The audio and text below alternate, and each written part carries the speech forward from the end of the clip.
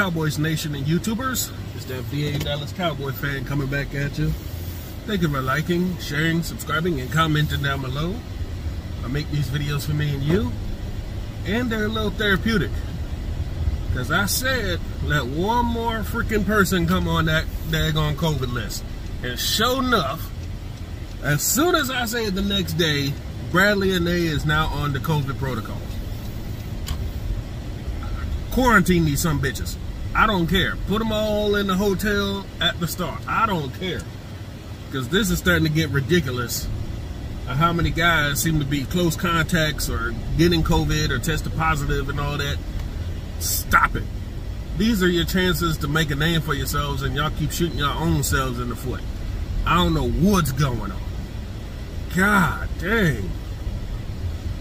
But along with that, you have the Eagles losing left tackle Mailata. So he probably won't be able to make it for Monday's game as well. So that's going to put Andre Dillard back in the lineup at left tackle, who was starting there before Mailata took it from him. So it's not going to be like a huge drop-off that I can think of. So that's going to be okay for the for Eagles, but still, Randy Gregory has to be salivating and getting a shot at the backup, quote-unquote backup left tackle. In other news, Christian McCaffrey and J.C. Horn from the Carolina Panthers are both injured. You have McCaffrey, he is out with a hamstring, and I'm not sure what happened to J.C. Horn. I think they said it was a lower body injury. He was carted out during the game, and more than likely, that's going to come into play when we play them in 2 weeks. Mr. Christian McCaffrey is supposed to be basically their all-world, all-pro back, does everything Swiss Army knife. And of course, J.C. Horn was the pick they got from us early in this last draft that we were probably going to pick them if they didn't. So somehow, it's working out roses for the Cowboys in that department.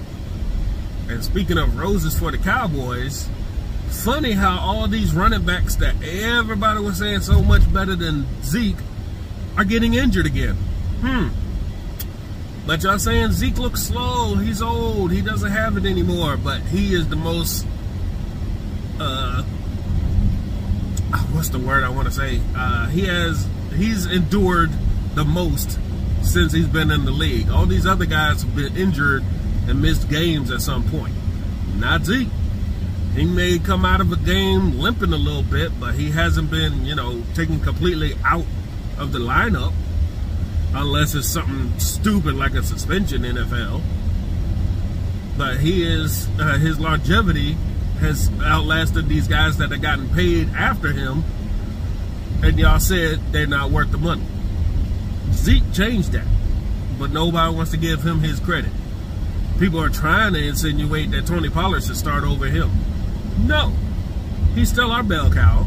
And with Pollard, is just a 1-2 punch of thunder and lightning, which I asked for the past 2 seasons anyway, because I remember what Felix Jones and Marion Barber were doing back in the day. I know it works. So, oh, and don't forget Julius Jones. The Jones boys and one Marion Barber made a hell of a tandem back in the day. People couldn't stop the thunder and lightning combinations back then, so I know it will work now. But, you know, people want to always throw shade at the Cowboys and try to make something when there's not. But, yeah, man, I'm just getting sick of these. Injuries happen, but the COVID protocols, that's something y'all can avoid.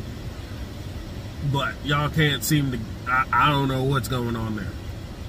But, that's all I really wanted to jump on here and talk about real quick. Is that the Cowboys are going to have issues if they keep losing players due to COVID protocols instead of anything else. After this game, against the Eagles, we're going to have a lot of opportunities for guys to come back off the IR. I'm personally looking forward to Kelvin Joseph getting back out there if he's healthy, and Neville Gallimore coming back, because they're going to be a great boost to the defense that's already like #1 in takeaways, and I'm happy to see it. It's a stat that we were dying to have for quite some time, and we finally have it. Now, if we can keep some points off the board more often, we'd be a pretty good damn defense. But hopefully it'll all come to fruition. We'll have to see if they can keep up the consistency in takeaways, and if they can generate some pass rush with Randy Gregory, Noah Lawrence, and maybe Michael Parsons, not sure. We'll have to see if they'll designate him defensive end again, or he'll go back to linebacker.